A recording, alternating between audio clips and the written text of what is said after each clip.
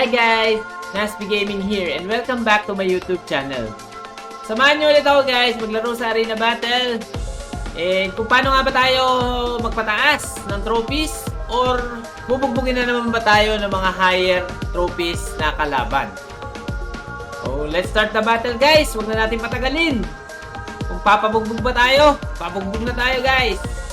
Battle! So wala na naman tayong slot. Let's go! Oh, yan! Yun yung mga gusto kong kalaban. Yung mga same ng trophies natin.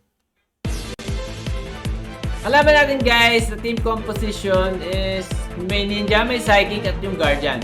So, grabe to. So, check natin muna yung kanyang charms. Yan. O, halo-halo yung kanyang charms. Pero meron pala yung add 3 poison, 3 turns of poison. And dito naman, ang ganda ng passive skill niya. Sobrang bilis ng kanyang ano. Tapos speed 10, plus 10. So, tirahin muna natin siya guys ng energy gain. And dito naman sa taas is yung fireball para mapalitan na natin yung mga skills na yan. Let's go!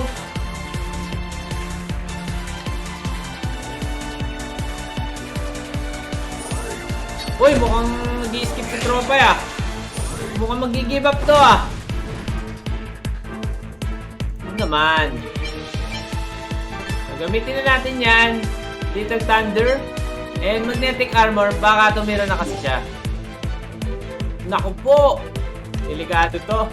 Mukhang free trophies na naman para sa akin to guys.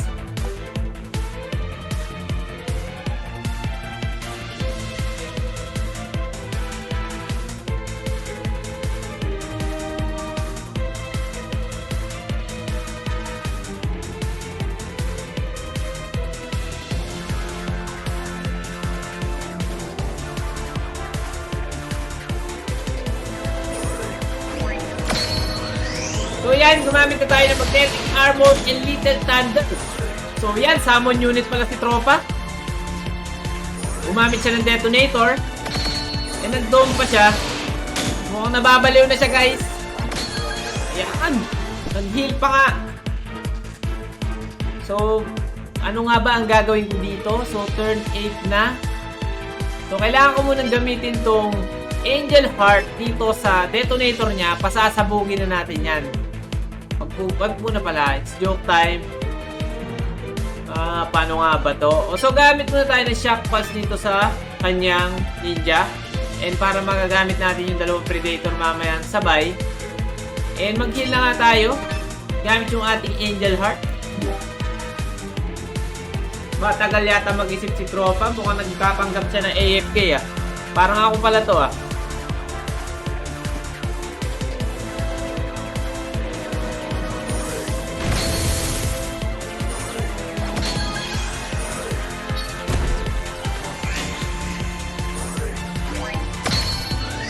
Gumamit siya ng Magnetic Armor. Ano nga ba ang gagamitin natin susunod? So mag-heal muna tayo. Pampasarap. And mamaya, set up na natin yung ating breaker para sa kanyang Sino. Let's go! Okay na to siguro to. Mamaya papasabugin natin guys yung detonator niya.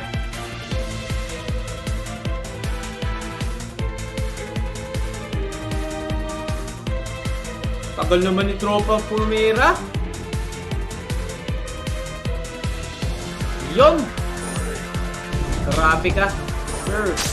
Nagsama na naman siya. I think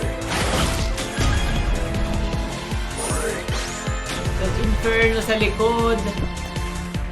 Okay. I think maganda nang gawin ko to. Dito ko gagamitin sa Kunoichi niya yung Gale. And magka-crash rain na tayo.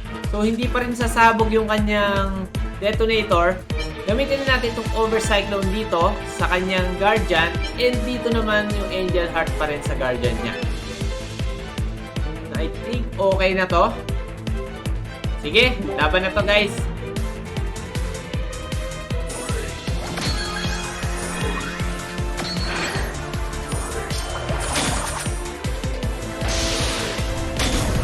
Yun.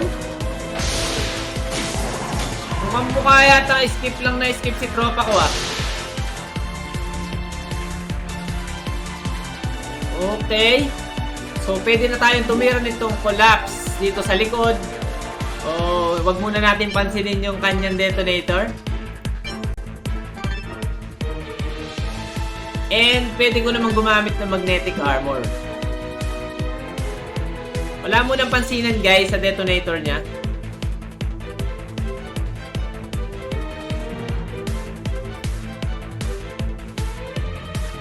Let's go! So, dami niyang ginamit na skills guys. Bali 5 yun, no? Mukhang hindi pa mamamatay. Hindi pa nga. Tira pa ng 90. Sobrang ganda guys ng ginawa natin. You know, na-save natin yung or kung talaga tumira sa Guardian. Grabe yun.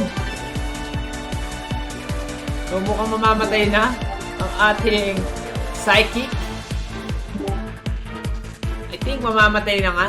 So nag-hyper repair pa din ako kung sakali lang naman guys.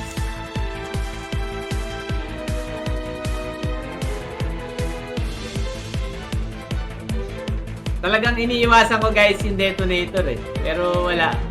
Wala na akong skill na lumabas na maiiwasan natin.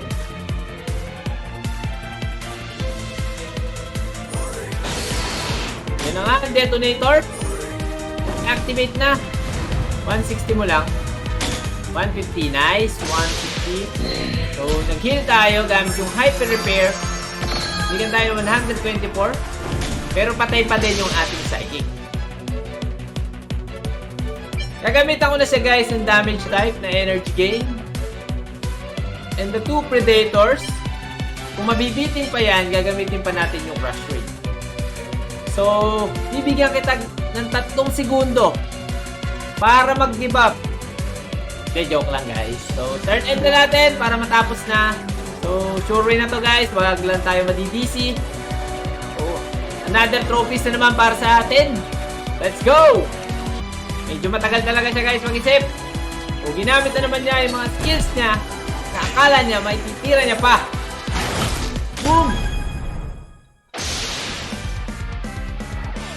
So nakakuha tayo guys ng plus 9 trophies. And wala tayong nakuha ang rewards. Dahil wala tayong treasure slots. So guys, medyo may laban tayo talaga kapag yung trophies na nakalaban natin is halos same lang ng trophies natin. Pero kapag sobrang taas na, mag-GG talaga tayo dun.